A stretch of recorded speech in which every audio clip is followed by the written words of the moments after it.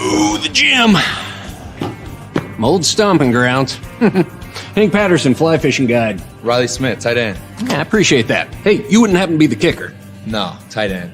Again, thank you. I'm looking for a kicker for Lithia Ford's fall kickoff sale. But you're not the kicker. No. Yeah, the kicker's probably taller. In a lot better shape. So, okay. What position do you play? Tight end. Squats. Yeah, try it sometime. I may be retired, but I still have finances to manage. With direct deposit and automatic payments, ICCU makes it easy to spend less time banking and more time baking. RowPaint.com, the official paint and coatings company of Boise State Athletics, is going all in this season with an all-star lineup. First up, he led the Broncos to 3 conference championships and 10 20-win seasons. It's Coach Leon Rice. Next, he's the founder and CEO of RowPaint.com. He played a little basketball in high school on the driveway with his mom. It's Andy Rowe.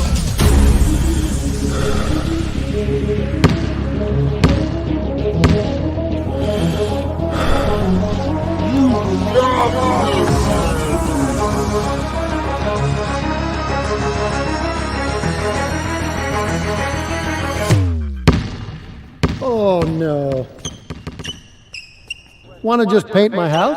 Now that I can do. When I want Boise State to win, I trust Coach Rice to lead the Broncos to victory. And when I want the best painting and garage floor coating, I trust RowPaint.com to get that job done right.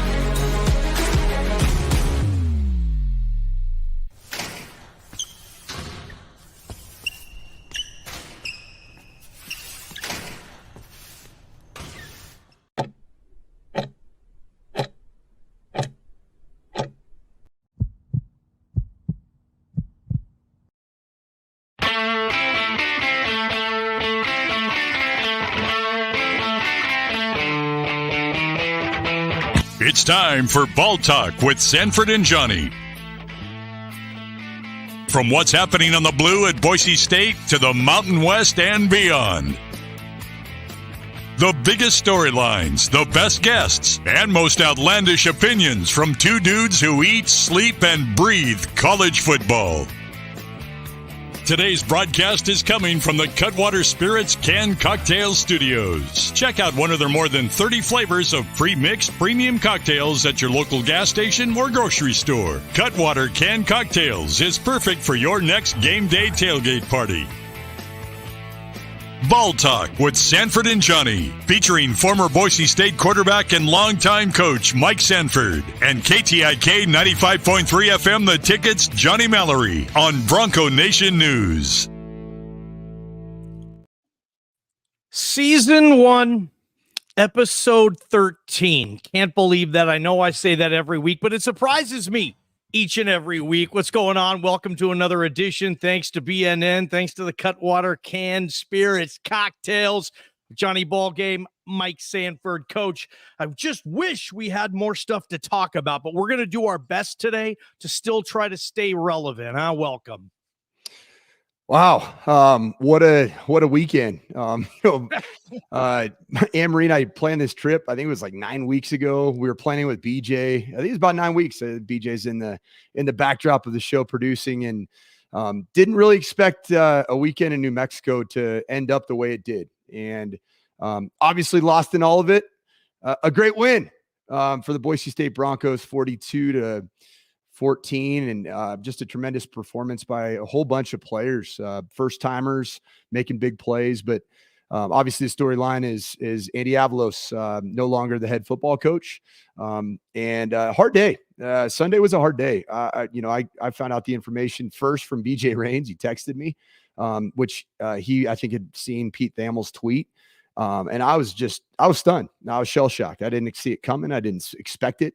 And here we are. And it's been a very, very, very eventful few days, and kind of even in my life, just even the Denver airwaves here this morning on Altitude Radio, it came up. We talked about it. So this is a national story anytime these things happen. So, yeah. It's unfortunate. It's hard. It's a former teammates guy that I coached with. And it's never an easy time because you think about everybody who's involved in it. But we have a lot to talk about, Johnny, excuse me. Yeah, we do. We'll get your comments. We'll do that during our mailbag segment. We'll get our picks in. We'll still do all that stuff.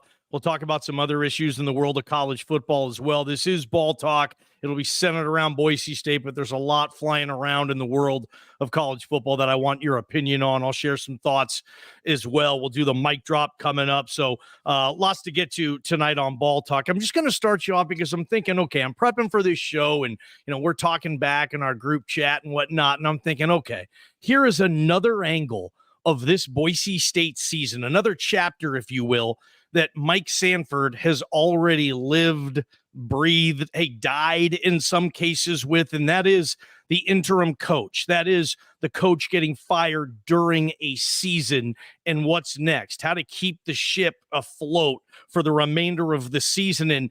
And you went through this last year in Boulder. Your boy, Carl Durrell, a fine man and a wonderful football coach, gets axed in Boulder, and you were the Spencer Danielson in this case, the assistant that was given the interim keys with the hopes of, maybe shocking the world, maybe keeping the gig, keeping the kids afloat, playing good football.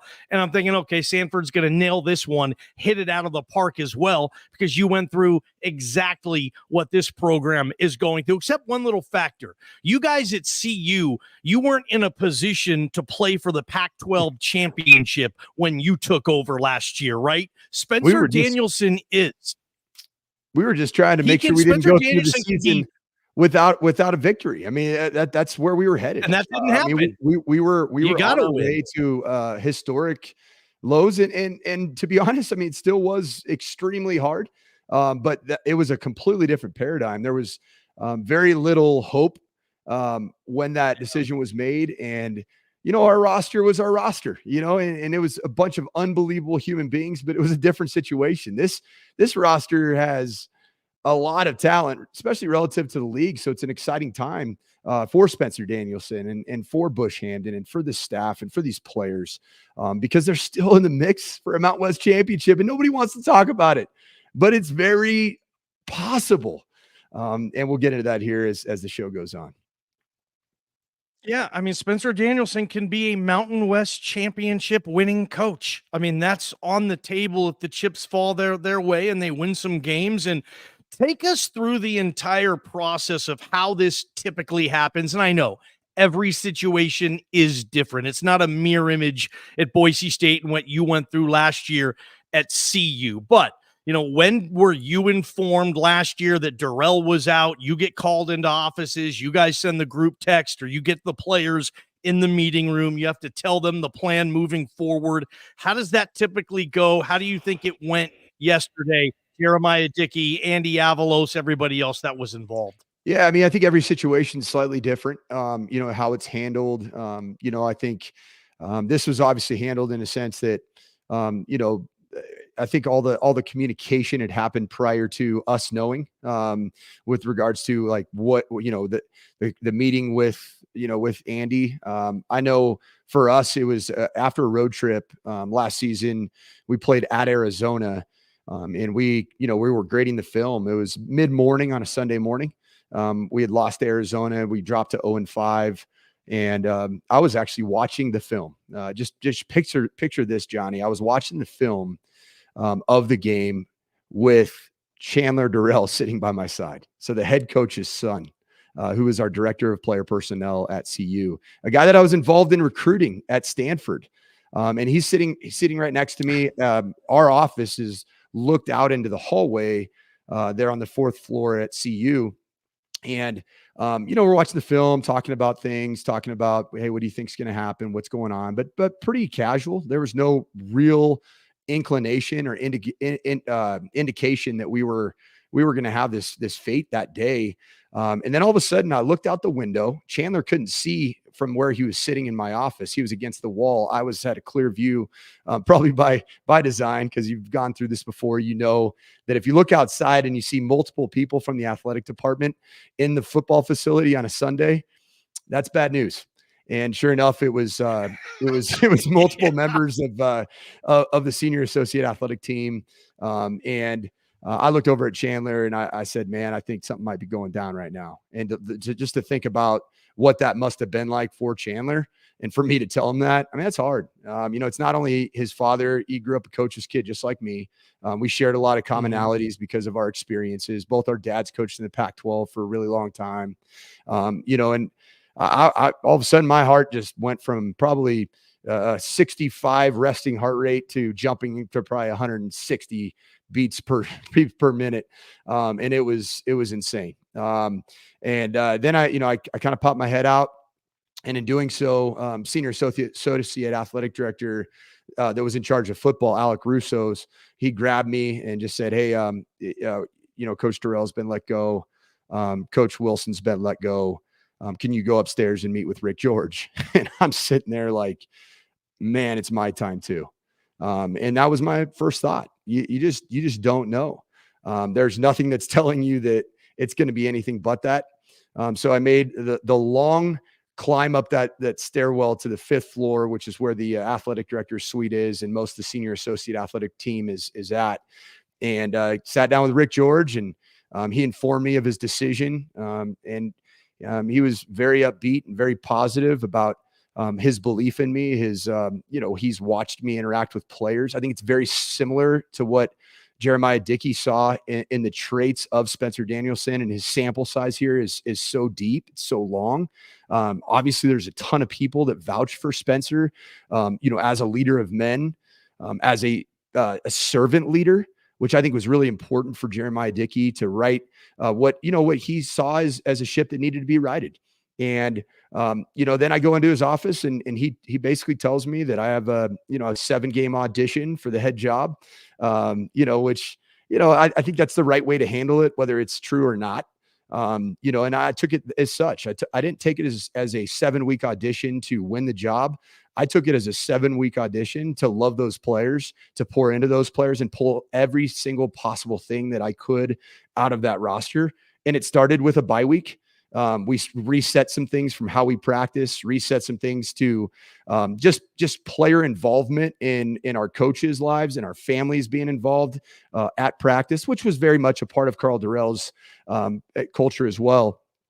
Even just adding music, blaring all the time, just to bring some juice at practice. The word that just hit me at that time was joy. Because there's not a lot of joy in a football office or in a locker room when you're 0-5. And I wanted to do everything I could for that 7-week stretch of playing games to create an environment where everybody just looked forward to coming to that building, and everybody looked forward, more importantly, to being around their teammates and their coaches and their support staff. And that's what we did. And it doesn't go without its challenges. There's certain things that, I think Spencer, has been through this before, but never coached a game in this role. He's been an interim head coach in the time when Hars took the Auburn job. So there's certain things that you've done, but all of a sudden you've got to create the entire practice plan. And if you want to make some changes to the practice plan, you have full autonomy to do so. You've never had that before. That's kind of feel kind of cool. I would imagine all of a sudden, like I'm the man now. So yeah. And I made a decision. They asked me, "Hey, where do you want to office at?" And I said, "I'm staying right here in this corner office that's not very big, because I want the players to not have to deal with even more change. So when they come up to the facility and see us, they know exactly where to find me." And then my first order of business after finding out the news is I had about 3 minutes to prepare my first staff meeting with about 55 sets of eyeballs staring at me. With the staff at a Pac-12, Power 5 level. You have a ton of recruiting staff, support staff. Your strength staff is 7-8 deep. You have your sports medicine staff, your equipment staff. I mean, I wanted all hands on deck in a very small staff meeting room, at least, for a staff meeting of 60. And I just talked to him about the changes. I did switch, I didn't stay in my exact seat because it would have been weird to lead a meeting not in front of everybody. So that was the only thing I really did take as it relates to office space or seating location. And then I had a total of about 3 minutes to prepare my first team meeting, my first Power 5 team meeting as a head coach. Yeah. And what I did was I spent the first 10 minutes talking about who Karl Dorrell is as a man, what he meant to me, what he meant to my family, giving me the opportunity to be an offensive coordinator at a dream school of mine, which was CU, place that I grew up watching in the early 90s, win national championship, win Big 12 championships. I had a ton of family and friends that have ties into that program. And then I went on to tell them to take 10 minutes, to just, hey, everybody needs their space. Everybody's going to respond to this differently. And everybody it was really neat. Everybody just walked outside of the facility. There's at Folsom Field, there's a, where we do our meeting, our dining hall area. There's a huge area out there, and everybody just went out and just kind of quietly looked at the mountains.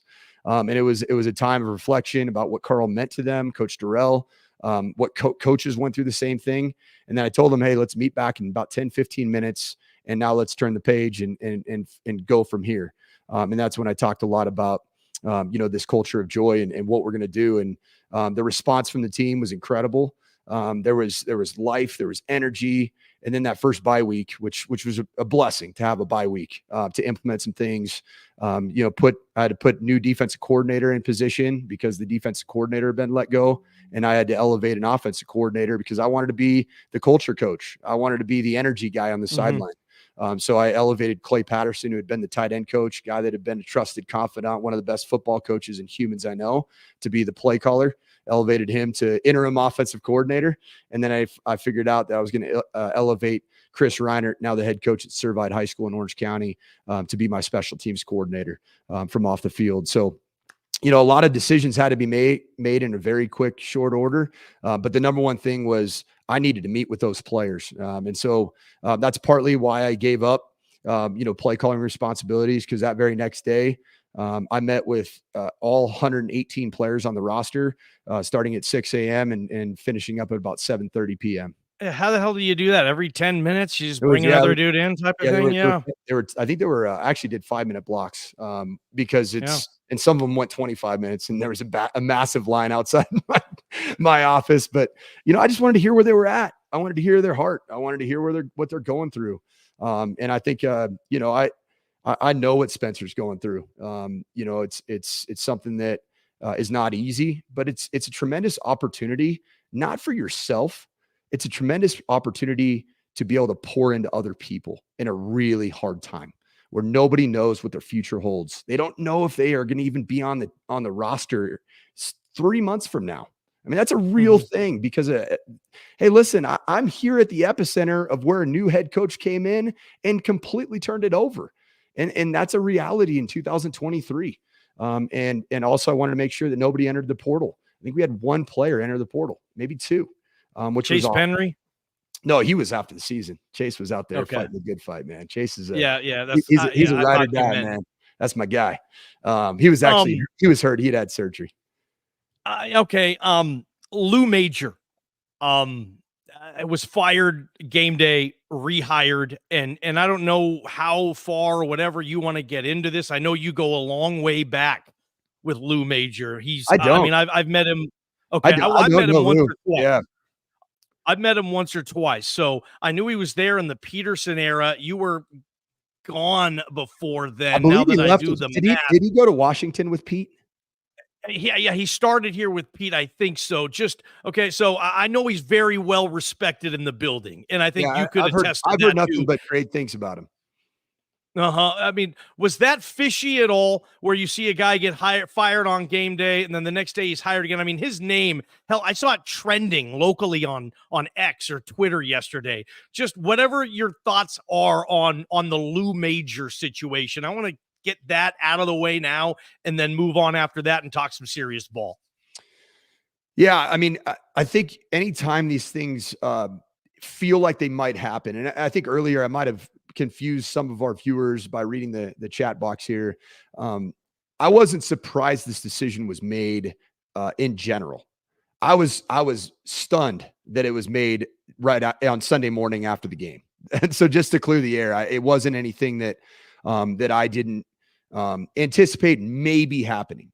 However, I think that there were some signs, and I think now being a member of the media and frankly not having any version of insider information at Boise State and covering this team for the first time as a fan, but also as a member of the media, you can't ignore the tea leaves, and I think the combination of Emack's departure, which came after 19 targets. We talked about this on the show after the Fresno State game. He had 19 targets. It wasn't a playing time issue. There was something else. And I said on the air a week ago today on Ball Talk that something must have gone down that we won't know and don't know. And, there might be some answers with regards to that. I mean, I texted our show text thread and I said, I think Emack's going to come back. I said that last night early this morning, if I'm not mistaken. And, and then the other one was Lou Majors, like a director of football operations or director of football external relations. Like very rarely does that position get fired in season. And on a game day. Yeah, too? I think it might've been on Friday. Maybe the day before. And I saw that and I was like, wait, what? And I didn't know what to make of it. But you start interweaving the tea leaves and you're like, this seems a little off, which is why I think on Sunday, when I find out the information, I'm like, okay, some of these tea leaves actually start to add up, but you see these tea leaves as maybe a couple weeks down the road, but Jeremiah Dickey acted swiftly and he knows a lot more than any of us right now. He knows the inner workings of that building, and just watching from afar, having met him on Saturday after raising the flag for the first time, like you can see he was down there, huh? Yeah, he was down there on the field. And you can see that he is a servant leader. And part of being a servant leader is that you have, when you are amongst the student athletes and amongst the coaching staff, you have eyes on what's going on and relationships. And I think that's the only way to be an athletic director. And I've been around some athletic directors, a lot of them that are not around. They're not around. You can't find them. Really? And so then they end up making decisions off Twitter or making decisions off the pulse of the public. And that's not who this athletic director is. He is a servant leader. What is it? Pushing the equipment trucks up the 500-foot ramp at Fresno State. I mean, he's there. He's down there. Awesome? He's in the trenches. He's getting his hands dirty. And so that's why I know that he knew things that we don't know, even as people that are trying to find out information and can't. So I think it's just it became pretty apparent on Sunday morning that some of those tea leaves had added up. All right, let's get our mic drop. This is Ball Talk. Mic drop in 90 seconds. All Bronco Nation news broadcasts come from the Cutwater Spirits Canned Cocktail Studios. Check out one of their more than 30 flavors of premix premium cocktails at your local gas station or grocery store. Cutwater Spirits, perfect for your next game day tailgate party. Our title sponsor is rowpaint.com. For all your commercial, industrial, residential painting needs, check out rowpaint.com. Don't forget about their concrete coatings. Transform that ugly concrete slab on your back patio in your garage in just one day Contact rowpaint.com for a free estimate today. The official paint and coatings company of Boise State Athletics and our title sponsor at Bronco Nation News is rowpaint.com. Idaho Central Credit Union's been helping members achieve financial success for more than 80 years. There's an ICCU branch on almost every corner, but the closest is in your pocket with free eBranch mobile and online banking. See why more than 500,000 members love ICCU and join 1 in 4 Idahoans by making the switch today at ICCU.com. Since 1984, Ridley's Family Markets has prided itself on being a hometown food and drug store that employed value members of the local community. Ridley's Family Markets has 13 locations in the state of Idaho and many more in the surrounding states. Download the new Ridley's app to your smartphone, get savings up to 40% off at the checkout line, and find a location near you at shopridleys.com.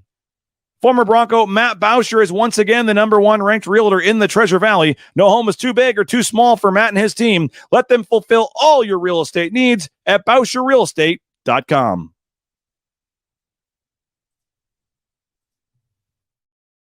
Got a lot of stuff we want to get to here on Ball Talk. Appreciate the massive audience, and like, share, tell your friends about this. I want to get Coach Sanford's opinion on Spencer Danielson. I think they're going to absolutely play their ass off for this guy like they've never played their ass off for a guy before. But also, I want to talk about EMAC. Today on Idaho Sports Talk, Prater and I were talking, and the listeners were, almost like 75% of the listeners were saying, we don't want EMAC anywhere close to this building. We don't want to let the quitter back. Other people were saying, well, what if it was a hostile environment created by one specific head coach who is no longer in the building? Would most of the players want a guy like Eric McAllister back into the fray, back into this thing, Coach? So I want to get your opinion on that as well on Ball Talk. But first, let's do what we do when we do it, man. Let's get that mic drop going, Coach.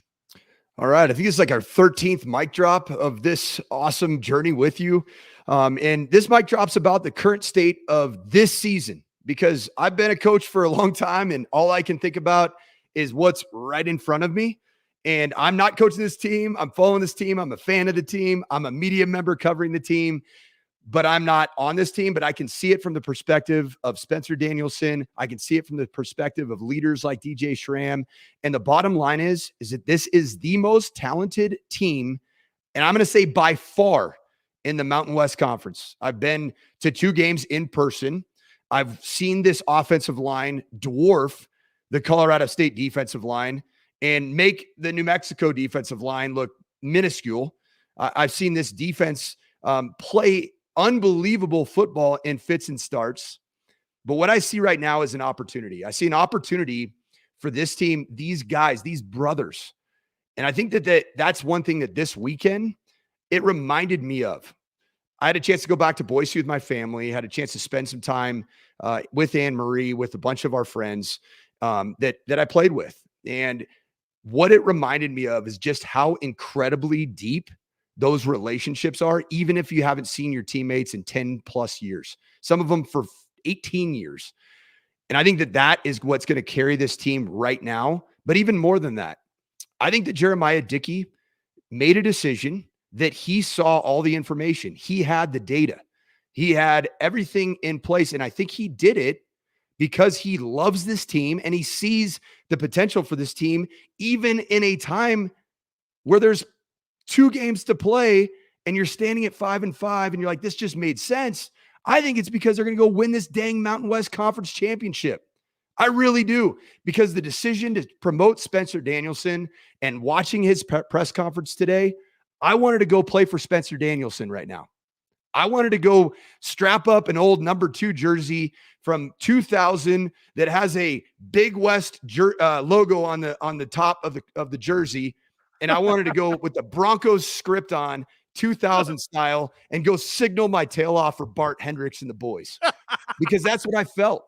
I felt that when I listened to Spencer Danielson talk about his love for these players, his love for this place, how much this place has transformed who he is. He's been there 7 years. That's longer than I was at Boise State, combined between 5 years as a player and 1 as a coach.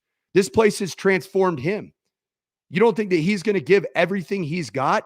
But what I'm going to tell you is that not only is he going to give everything he's got to this program, he's going to get the absolute best, because of the environment that he's going to create for these remaining, I'm going to call it 3 guaranteed weeks and a 4th, which is the bowl game. He's going to create an incredible environment. And those players, just like I wanted to run through a dang wall for the guy, those players are going to play unbelievably inspired football.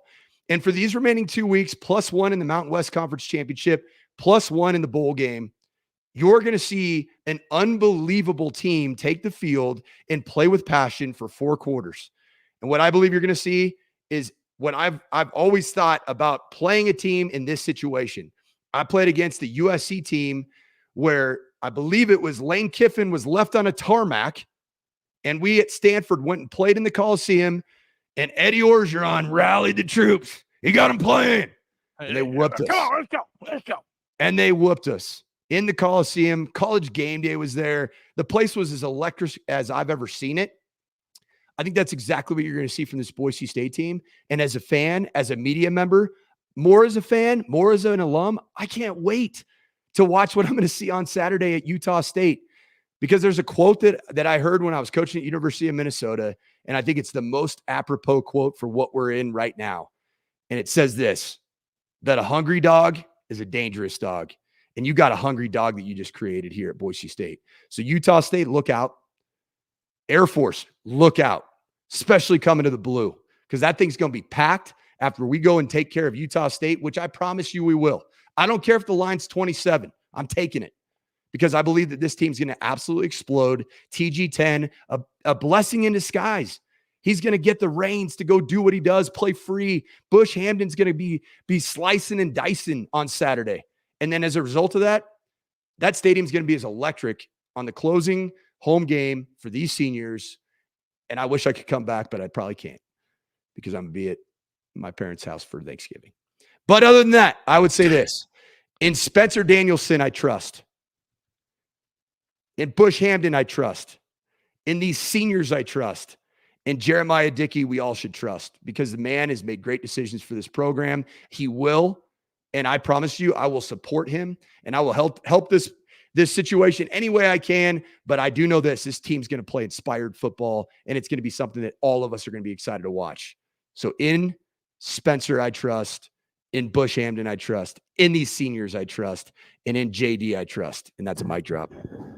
Can you even imagine Spencer Danielson? You know how senior day works. Mike Sanford runs out of the tunnel. He hugs Dan Hawkins. Hawk told you whatever he told you. You probably remember what he said on that. Spencer Danielson now has that gig.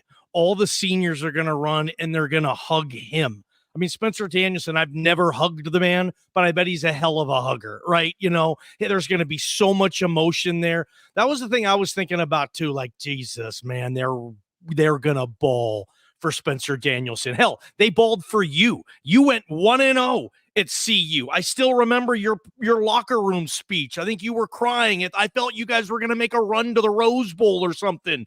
It didn't turn out that way, but a lot of times that hot, feel-good, player-friendly interim can get you off to a pretty damn good start. And I think that's what they're going to do with Spencer Danielson. Agree with you on that. I got to ask you about Eric McAllister, because if in fact the reason he quit, or 90% of the reason he left, was because of a relationship with Andy Avalos that no longer exists, how would the process work? Bush and Spencer talked about it today. It's out there. Eric McAllister might rejoin this team. Nobody dismissed that. You watched the pressers as well today, Coach. That's there. I would imagine EMAC gives a text to Bush or Spencer and says, can we talk? I'm interested in coming back. And then I would imagine you go to your leadership council. I would let the players handle it. You know, if I was a coach, and I'm not, but I would say, you know, my DJ Schramm, Riley Smith, the vets, this guy wants to come back. Do we let him back? There's no question he makes you a better football team the second he comes back, right? What's your thought process? I mean, BJ Reins has said publicly, I don't want EMAC. I don't think he should come back. A lot of listeners are saying, hey, he's a quitter. I don't want a quitter back on this team. I think you got to look a little bit deeper. What's Coach Mike Sanford think on the EMAC situation? If he does want back, let's just for kicks and giggles assume EMAC wants to join this team again. How does the process go? Do you think a majority of the locker room would welcome him back, or does the majority of the locker room say, no, we don't want a quitter. He wasn't with us. We're going to do this without him. Give us the McAllister 411. Well, I just basically said that I named Spencer Danielson, in whom I trust. I named Bush Hamden, in whom I trust, teammate of mine. They're scoring at least 30 a game for 6 consecutive games now. Second best offense in the Mountain West. The Bush hate really pisses me off. I know we mismanaged the quirky quarterback situation, maybe, but at the end of the day, the offense has already been there. Sorry to cut you off. And then I talked about these seniors in whom I trust. And those three, the group of those three, they have relationships with EMAC. They know the why. They know what happened. I don't. You don't. Yep. Fans don't, unless they ask a couple people on the team, and you're probably not going to get the full pulse of the team.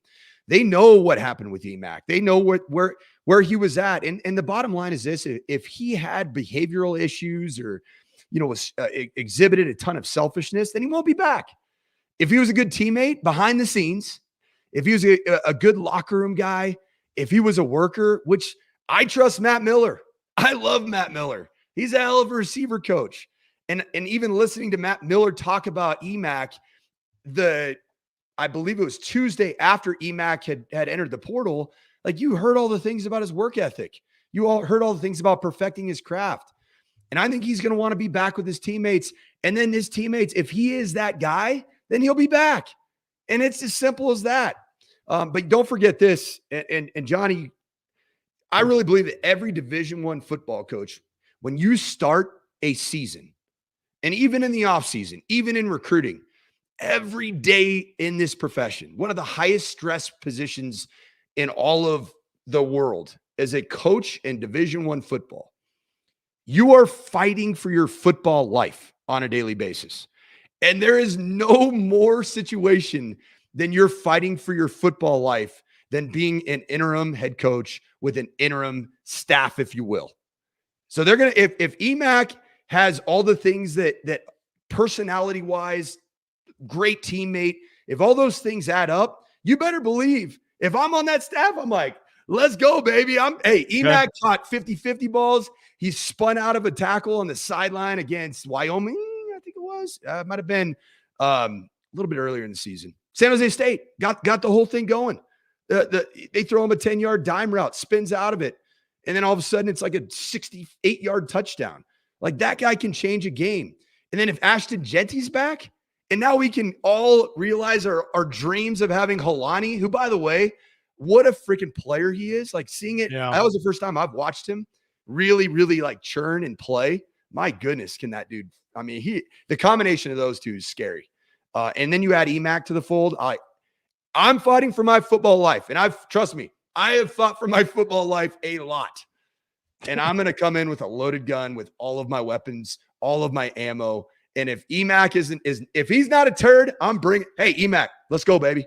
Hey, you ready to ride? And if the players are all in on it, it's a no-brainer.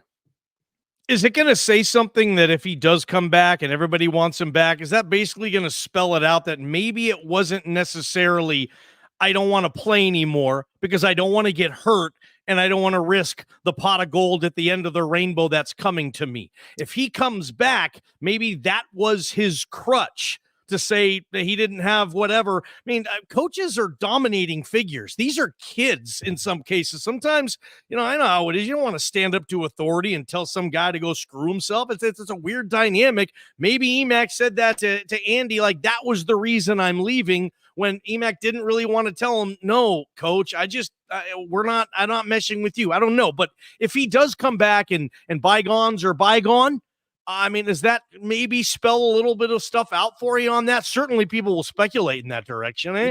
It's hard to know. The only thing I will say is that the only person that hasn't spoke on behalf of EMAC is EMAC. So a lot of people have come up with concepts and ideas about why he did it, when he did it. Mm-hmm. And I said it to you, these players don't want to enter portals. Like, they don't want to. Like you and I talked about this on a segment a week ago about like, it's not that they hate Boise or they don't like playing in front of a sold out house when you're 4-5. Like, trust me, they do. So EMAC hasn't spoken. So I can't put words in his mouth. The fans can't put words in his mouth. And frankly, even coaches can't. Like EMAC he's an adult. He's older than 18 years old. Like we don't know where EMAC's head is until EMAC himself speaks. And I think that's why I think that could be playing out over the course of the next couple of days. And I don't know anything. I'm just speculating, thinking about it as a former coach. As the season went on, I'll be honest, I wasn't completely sold on EMAC in the first couple of games, but as the season wore on, I was like, this dude, like, I wish I would have had him last year at CU, man. To have a true 50-50 guy that can go up and pull the ball out of the sky and then rip out of a tackle and take it to the crib.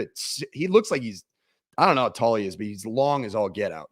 6'4", 6'5". Yeah, I mean, there's a few guys when you go to practice, it's Talon Green, it's Prince Strawn, it's Eric McAllister, where you're like looking up and it's like, damn, those are big. And Austin Bolt, to some extent, he's kind of on that level too. And his is length. His is this arm length, man. Like Bolt, like you saw, even on his touchdown, I rewatched it today because I had just raised the flag, and I'm like walking to go find my seats, and I hear a roar, and I look up, Jumbotron, 81, and I was fired up, man.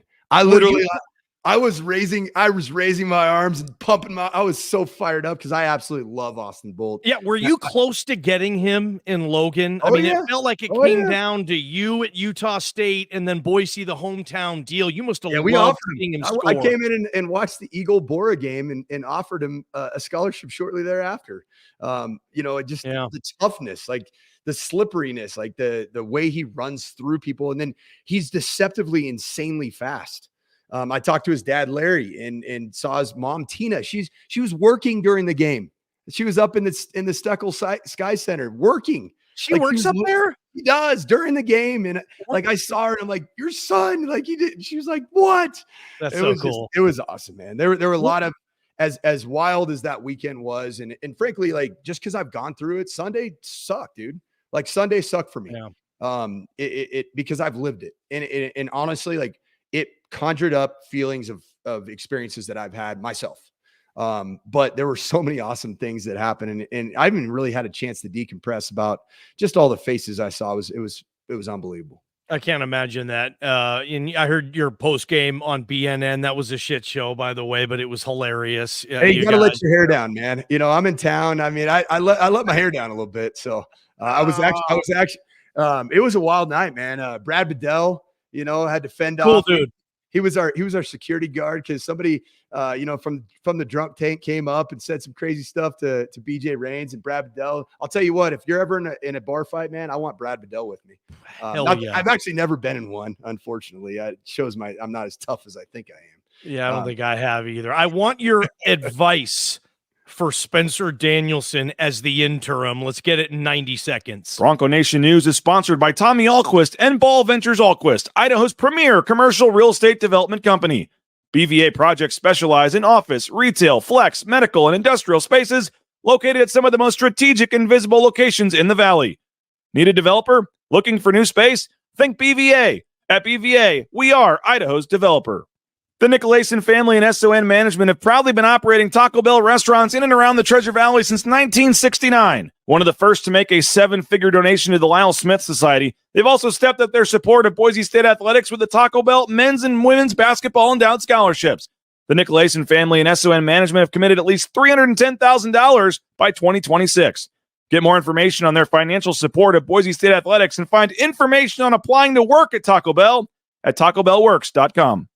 Lithia Ford of Boise is a proud supporter of Boise State athletics and the official car and truck of the Broncos. Lithia Ford of Boise supports Bronco student athletes through NIL deals, including providing Ford vehicles to Talon Green and Riley Smith from the football team and Paige Barsh from the volleyball team. Reins family purchased our F-150 from Lithia Ford. Couldn't be happier with the purchase. Check out the all-electric F-150 Lightning or the electric Mustang Mach-E at Lithia Ford, and make sure to check out their full inventory of vehicles at lithiafordboise.com. The Blue and Orange Store is the perfect spot to get all your gear for your next Bronco game. The Blue and Orange Store has official Nike apparel, including jerseys, shirts, sweatshirts, jackets, hats, and more. Wear what the Broncos wear and get it at the Blue and Orange Store, the second floor of the Boise Town Square Mall, or get free shipping on a $40 order online at theblueandorangestore.com. All right, Coach. Cutwater Canned Spirits Cocktail Studios. If Spencer Danielson or if any interim coach were to give you a call and say you've been in this position, because I would imagine if I was in this line of work, there'd be a lot of stuff I would want to implement. It's my show now. But at the same time, I don't want to put anything more on these guys' plate. Like, I have to figure out what I'm going to implement as far as practice plan or whatnot. But all of a sudden, I'm not going to say, hey, we're a morning outfit. We do practice in the morning. We're moving that to the afternoon. Yeah, you can't because the classes. 3 now. Class schedules will kill you there. Well, everybody's online now Not anyway, everybody. as you know. Not everybody. There's still some in-person going on at Boise State. What advice would you give to the guy with the interim gig with the ultimate goal? You want to keep this gig, right? Yeah, I mean, if you go in, and maybe you shouldn't ask me because I didn't keep the gig. That was Coach Prime. He's kind of a big Dion. deal. Yeah. It's kind of a big deal. A little bit more. He has a little bit more street cred than I do, to say the least. But what I would say is that what I would say is that if you make this about you getting the job, and if you're in Spencer Danielson's shoes and you make it about like, this is my audition, I'm going to go get this thing, then you're going to make it about yourself, and you're going to make it about something that it shouldn't be about, because guess who needs the head coach right now more than anybody is every assistant coach, every person in that locker room. And they also need to know that you're going through the same things as they are. Like, you're going through this, I don't know what my future holds, but I know Spencer. And I know that he believes that he knows exactly who holds the future. And I think he's going to lean into who he is, which is a man of incredible faith, which is a family man. And that'd be my biggest piece of advice, is in the process of just serving these players and loving these players, do so in a way that's so authentically Spencer Danielson. Like, be you. And I'll be honest, that's what got me so fired up in watching his press conference today. Was I saw like an incredible, authentic version of Spencer Danielson. And I'm not saying I haven't seen that before. He and I have texted before. We have a lot of mutual friends, obviously. I told you early on in the season, I watched his first press conference. I'm like, I have a man crush on that dude. I really do. I'm an energy guy. Spencer Danielson's an energy guy. And I'll say this, like, I've already reached out to Spencer. Spencer, you got a lot more important things to do than to respond to me, but I'd love to help you. And I'm here in any way, because I've lived it. I've been through it. I love this place. You sent that text. Hey, anything you need? Just did before the show. Throwing it out there. Please don't. Recently texted him? Yeah. Okay. And please, Spencer, I know you're not listening, and if you are, you shouldn't. But if it gets to you, I'm here for you, dude. And I'm here in any way I can help. I would imagine this, and we're supposed to do our picks circa sports style. We'll get there, maybe read some comments as well. But, Brady Hoke, San Diego State announcement, he's gone at the end of the year. I think they're going to play their ass off for him the final couple games. They play Fresno, I think, the final week of the season. That could be a trap game for Fresno State. Winning one for the Gipper. Well, we'll see. Maybe you'll pick it next week on our Circus Pick 6, or maybe you won't, Coachy. But let me tell you this. The key is Air Force is floundering right now. I mean, they are floundering. Yeah, UNLV. I mean, your dad's got to be smiling seeing UNLV have success. Yeah, I mean, you had Barry Odom, the head coach. His son is my dad's quarterback, and my dad's coaching in Allegiant Stadium when I'm in Vegas for Thanksgiving. The whole family's there to watch my 68-year-old dad coaching a state championship in the state of Nevada with Odom's kid. Yeah, he's plays quarterback for him. I didn't know that. Dude, I was so excited. I know that's kind of a side note, but I'm so excited. My dad is a ball coach, man. Coach. Like, it doesn't matter who he's coaching, what level he's coaching, whether he started out coaching junior college football, coached in the NFL, and now at 68 years old with a ton of energy, ton of juice, is coaching these coaching these Faith Lutheran Crusaders up to a stinking state championship, baby. Was your dad your dad played at USC, for people that don't know? Was your dad a teammate with Mike Holmgren at USC? He wasn't, but he knows him very well because Holmgren was a career backup at USC like your dad was. I thought maybe they were in the same. So my dad GA'd for Paul Hackett, tremendous ball coach, one of the original minds in the West Coast. Bill Walsh guy. Absolutely. And Nathaniel Hackett, former Denver Broncos head coach and now the offensive coordinator at the Jets. I mean, like I think we actually borrowed Nathaniel Hackett's crib after he grew out of it, like crazy stuff like that in these coaching worlds. So it's just awesome. A little side note ball talk right there. Well, in my own rankings for Mountain West head coaching gigs, I'll probably say Boise State, San Diego State, however you want to factor it in. I think those are the two best gigs, Coach, in the Mountain West. You can throw anybody else to that equation. Obviously, you do your homework on that, but they're going to be open in most cases. Like, how sought after?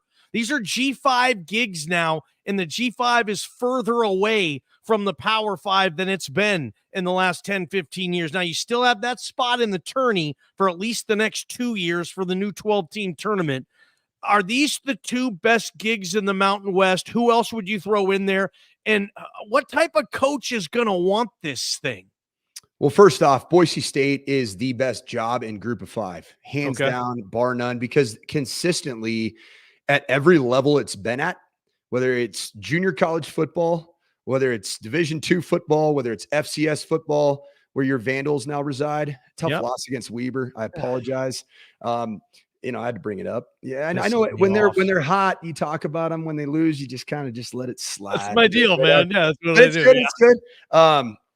But what I would say is that Boise State is a program that has achieved for so long.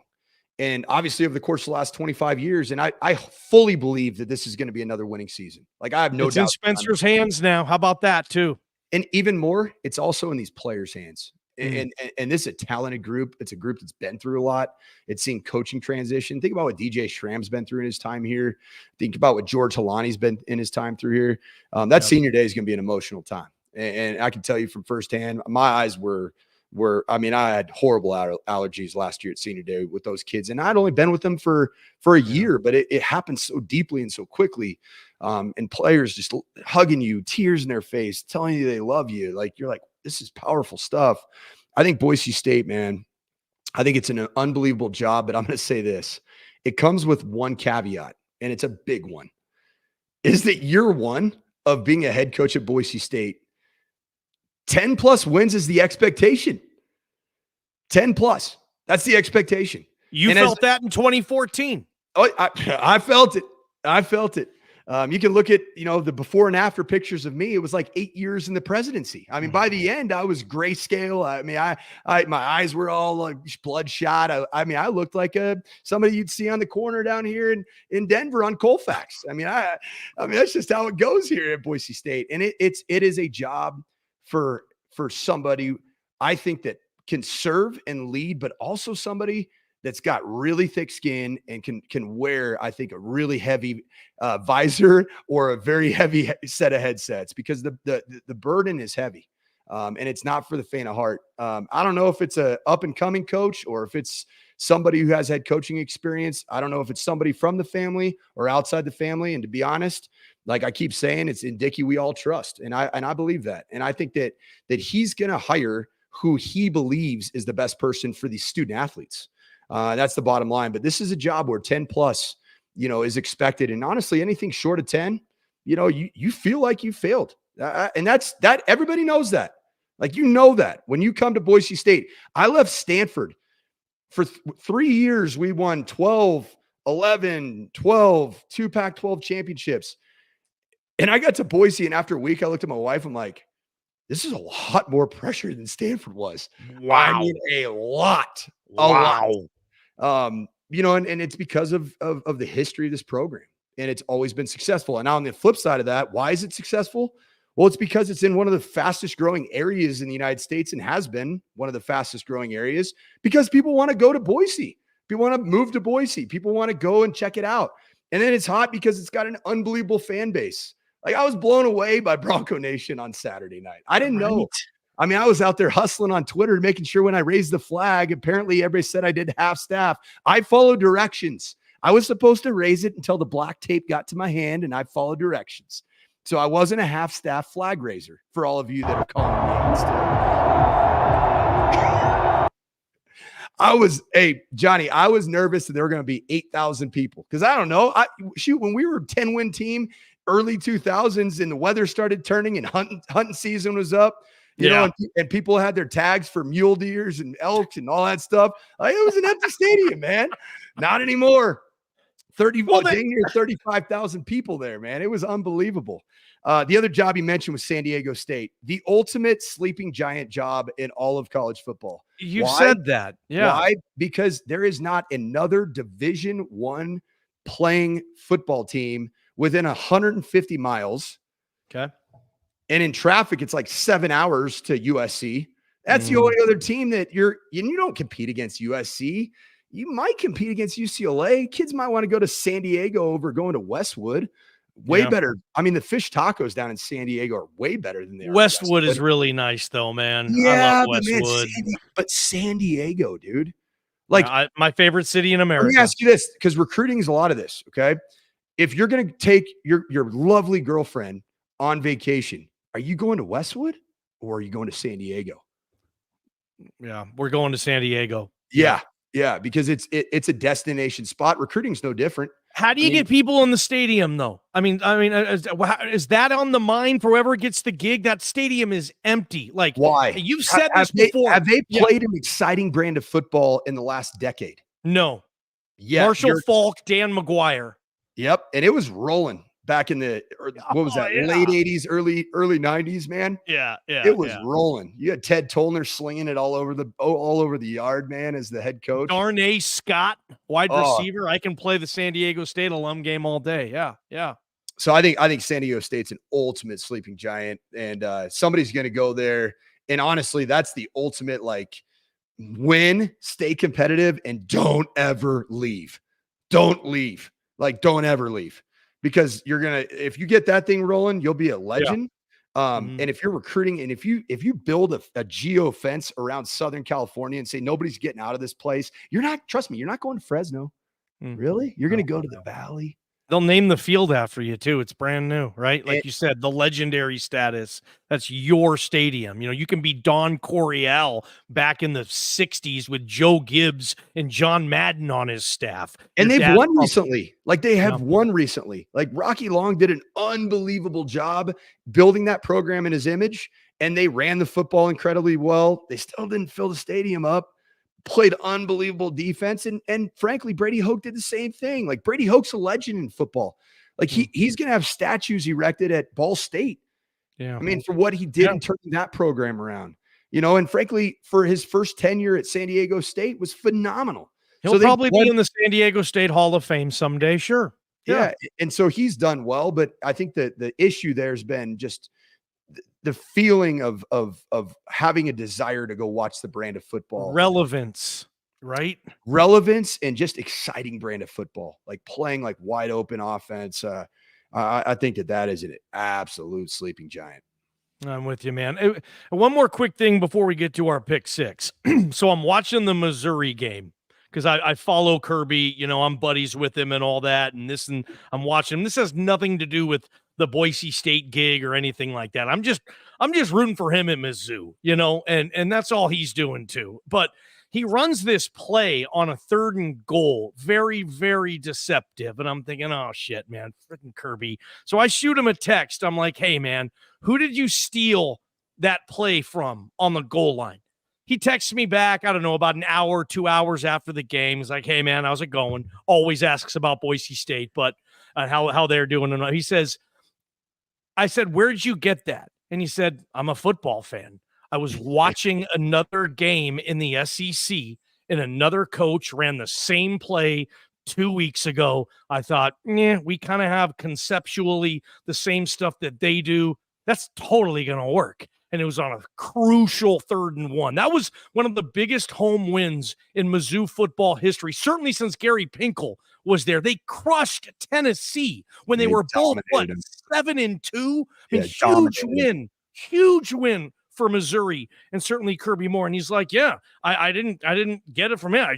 I saw it on TV. He said, all he said, Ole Miss. He jacked it from Lane Kiffin at Ole Miss. He puts it in. He runs it. It's all over Twitter. It was super deceiving and all that.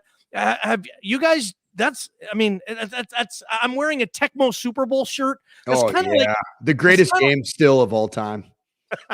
By far the greatest game of all time. And Johnny, what I'd say is that very thing is exactly what Boise State football offensively was built on. Is just the beautiful thing about coaching in college football or football at any level is that you can plagiarize your living tail off. I mean, plagiarize, and you don't have to cite your works. Yeah. I mean, it's awesome. You don't have to. I don't have to give credit to Pete Thamel for breaking the story when I tweet it out. Like you just watch film, and that's what this program is built on. Chris Peterson was an absolute mastermind of just picking other people. I'd always, like I've said on this show before, I would get in the quarterback meeting room on installation Tuesday, and I'd be like, all right, Pete. And this is when I got a little smart ass to me. I was like, all right, Pete, what new offense are we running this week? And then you said to Chris Peterson, like, when this is when Pete was the OC. Yeah, he was the OC. And then I follow-up question be like, where'd you steal that from? Yeah, Kirby said, like, I wasn't. He wasn't even watching all 22. He said, dude, I'm just a football fan. I was watching the Ole Miss game, and I saw them run it a couple weeks ago. Boom, we put it in, and it was one of the iconic plays that they ran this season. It's crazy to think quickly in Boise State all over it, man. Just in 90 seconds. Conversation. And in 90 seconds, your thoughts on Kirby, possibly his candidacy. I know he has no head coaching experience. I'm not even saying for Boise State. I think Kirby might have some other interesting offers along, even if Boise State's even interested, and I don't know if they are. I have not talked to him about that. We just talked football. He wouldn't have texted me back if I would have said, hey, are you interested in the gig? No, the Moore brothers, they won't text you back, stuff like that, but they'll text you back if you just want to talk football. Yep. What do you think, Kirby Moore, in the future, coach to coach? What do you think of him? Kirby's he's a dude, man. I mean, he's an awesome human being. I had never coached him or coached with him, but of course, I've interacted missed him by 1 year. Yep. Never, but I've interacted with him a whole bunch over the years, and just, he's just an awesome human being and a really good football mind. I think the sky's the limit for him, and I think that both Kellen and Kirby, I think they've really had a great role model in their father, a longtime coach, a legend in the state of Washington. But also I think they've had a great role model in Chris Peterson. And, I think that they're very selective about the jobs that they take and when they take them. And I don't think that they're kind of like some of us in coaching, might be a guilty party that, when you were young and you were the hot shot OC, you're like, oh, I'm gonna get this next big one.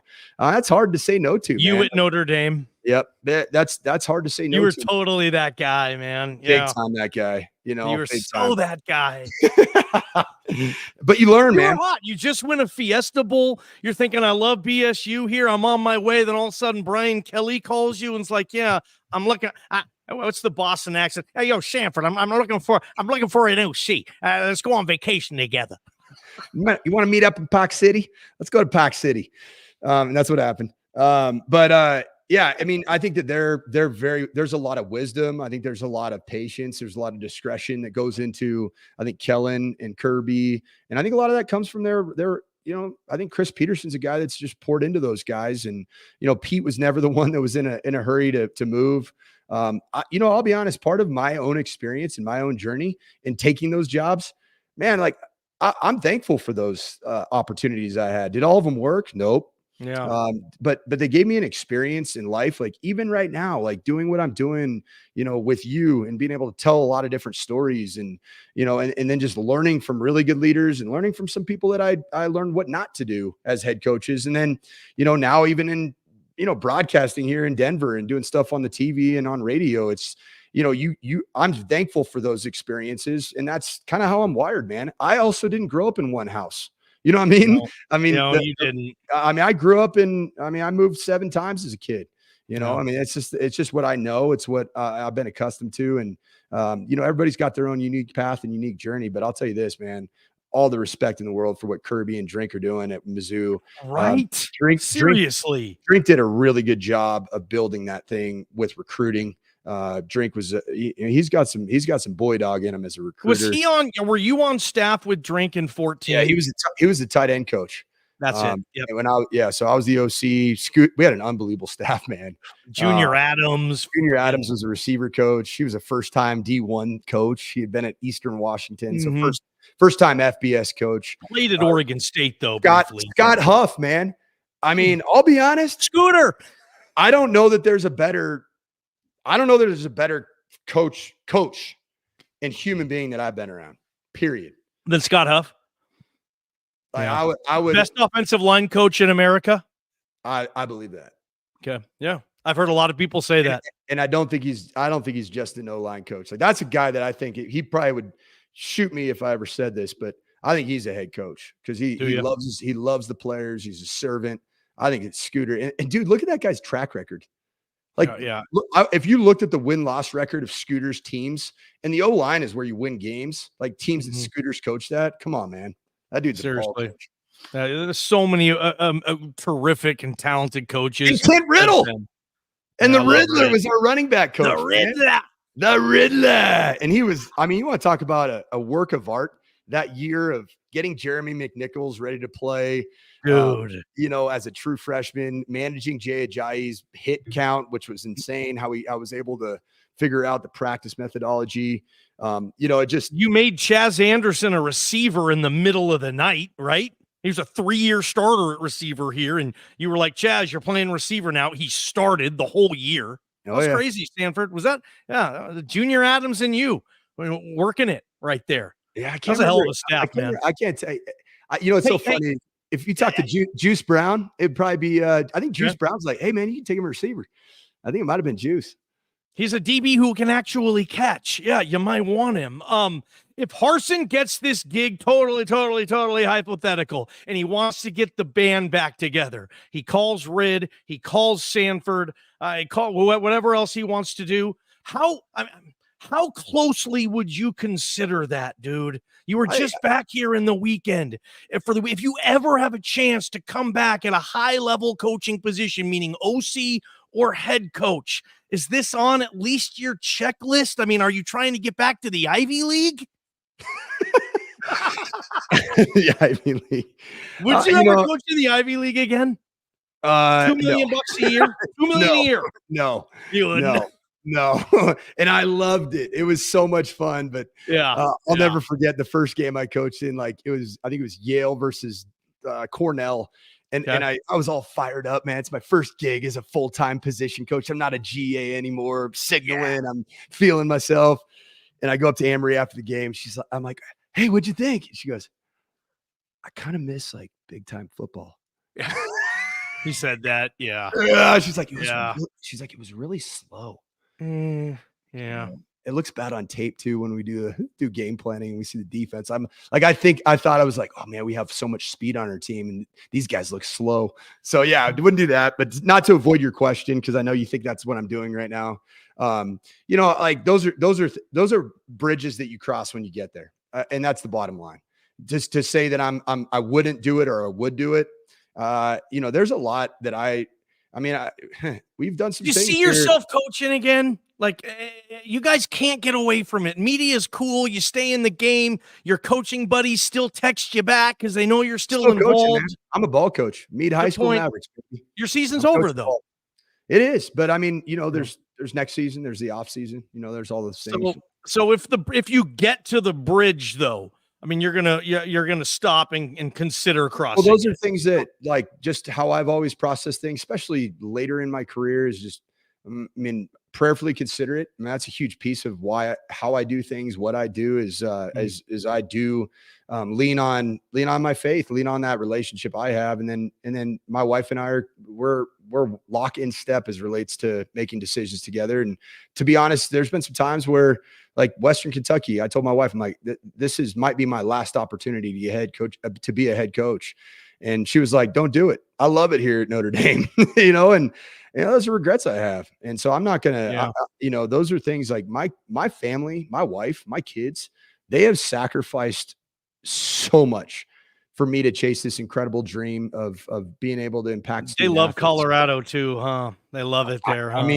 I mean, I do too, man. This place is incredible. And just, I even like today, I had an awesome show this morning on Altitude Sports Radio. And, I'm going in tomorrow with the NBC here in Denver to be able to recap the Broncos game, which I don't know what's going on. Please don't tell me, because I need to. Don't type anything, folks. Yeah. But, I mean, we've made really cool inroads in just this year with regards to a professional career. So those are really big decisions that, I'm going to make with my wife. I'm going to make with my, with who's led me in my relationship with the Lord. So I'm going to lean into that pretty hard. I got a funny story too. You mentioned Anne-Marie, I wish we could get back to big time football and Ivy League, but so yesterday Andy gets fired and my girlfriend, love her, she doesn't know if a football is pumped with air or stuffed with feathers. Okay. Doesn't know, doesn't care. Right. And she sees social media, the news even got to her. So she comes up to me and she goes, Andy got fired? I was like, yeah. She goes, how bad did they get their ass kicked last night? That was everybody at the station. That was everybody at the station at Altitude today. They were like, dude, how bad was the game against New Mexico? I'm like, dude, they blew him out. It was amazing. I mean, Austin Bolt went yard. It felt like the first play of the game. Was it the first, second play? I don't know. I didn't even see. I was on the field.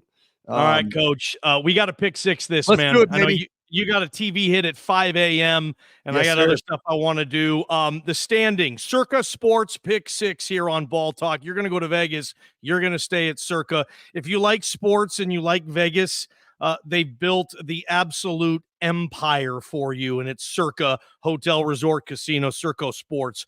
I am 24-19 on the year, having a terrific season. Coach, you're right behind me. You're 21-17-1. We were both 3-1 last week. I'll kick us off this week. I like Georgia. They are in Tennessee. I think Tennessee will be hungover from that Mizzou loss. They'll get up for Georgia, but there's only so much you can get up for when Georgia shows up. Georgia kicking it into another gear, in my opinion. Georgia minus 10.5. I like the Bulldogs to go beat Tennessee about 37-13. What's your first pick? I was astounded when I saw the line for Washington Huskies against Oregon State. They are dogs. Yep. The Washington Huskies are road dogs as 2-point underdogs. And I think that this Washington team, I have the largest crush on the whole team, the coaching staff, Ryan Grubb, Ryan Grubb, Scooter Huff, and most importantly, Michael Penix Jr. versus DJ Uiagalelei. It ain't even close, brother. Washington and Michael Penix Jr. in this receiving core and their offensive line play, they're going to win big. I got Washington. I got Washington by double digits, but I'll take the 2 points that they're going to give me. Washington is going to win a national championship this year. I hope so. Wow. Coach Mike Sanford predicting my dogs to win it all. I will say this, Ryan Grubb is number one on my list for outside the family hires at Boise State. I've talked to friends in coaching, and they seem to tell me that he's going to have better offers, Power 5 offers, $5 million per year offers. But if somehow Jeremiah Dickey could make that happen in like 10 seconds, do you agree with me on that? Ryan Grubb at Boise State would be perfect. Ryan Grubb is phenomenal. Been phenomenal, and I love his path. He's done the small college route on his way to major college football. So he knows what it takes to build a program, and he's watched it from what I believe is, I think, the best coach in all of college football right now, which is Kalen DeBoer. Wow. All right. I've been hyping up Mizzou and my boy Kirby. They host Florida, and it's going to be an insane atmosphere in Columbia.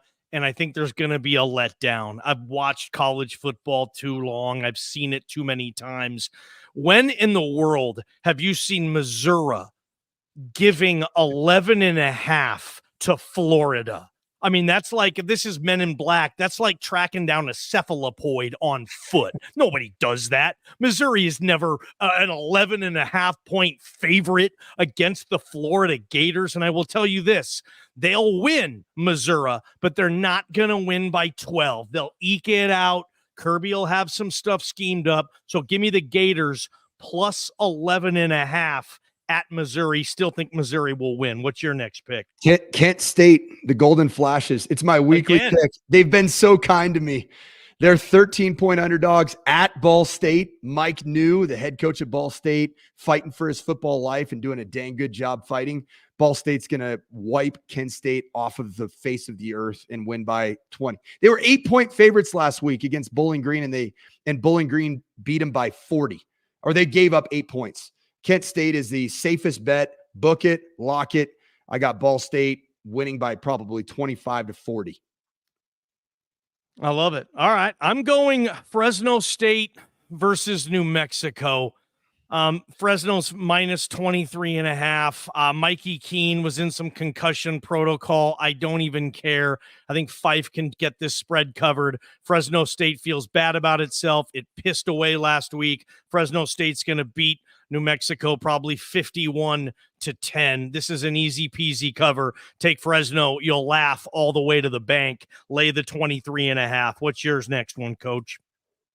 The mighty CU Buffs, led by Coach Prime, are visiting Washington State. They are 4-point underdogs. Washington State has fallen off the face of the earth in every way, shape, or form. Checking the forecast for Pullman, Washington for Saturday, which was very important in my selection of this. Has to be. 46 degrees is the high temperature. Low's only 36. Prime and the boys got a gift from the football gods, and they're going up there, and they're going to not only win the game, but I'm definitely saying they're going to cover the +4 that they're an underdog for. I got CU. Book it. You've been to Pullman. Prime's going to hate Pullman, dude. I don't think Prime has ever been to Pullman. The regional airport you got to fly into, and then you're going Lewiston. over the wheat Lewiston. fields. You fly into Lewiston. You guys fly into Lewiston, and Yeah, then you drive have to. up. Yeah, when you have it's the only one that can fit your the tarmac's big enough. So you fly into Lewiston and you head on up to the Palouse and stay in Moscow. I love it. Yeah, totally. Prime in Pullman. All right, Boise State, 3.5-point favorites against Utah State. Coach, I'm going to lay the 3.5. I'm going to play with Boise State. Give me 30.5. Right? I'm with you. 30.5. They're going to play their ace off for Spencer Danielson, and I think they're going to be able to win at least by 4 or more points. You're taking that as well? Big time. What time's the game? I haven't even seen. Is it a night game? Good question, man. Come on, chat. Right now. How do I not know this? It's a Monday. It's a Monday. There's been other stuff we've been talking about, Coach. Not really. Boise, 5 o'clock Mountain Time, CBS Sports Network. Hey, Probably Maverick Stadium's going to be rocking, and they're going to have a whiteout, and their student section is absolutely ridiculous. I coach there. It's awesome, but it's also they think they can win too. There. Oh, they think they're licking their chops up there, and that place will be silent mid first quarter. I love it. Coach Mike Sanford, another edition of Ball Talk. We went way over tonight. I'll watch you on TV tomorrow. Keep everybody informed, social media with what you're doing, Coach, and we'll see you in a week, man. Well done. Hey, appreciate you, man. Go Broncos. Excited to watch this game this Saturday and see the boys rally for what I think is going to be an amazing finish to the season. Mountain West Championship. Here we come. All right. Ball Talk. Catch you next week. Love ya.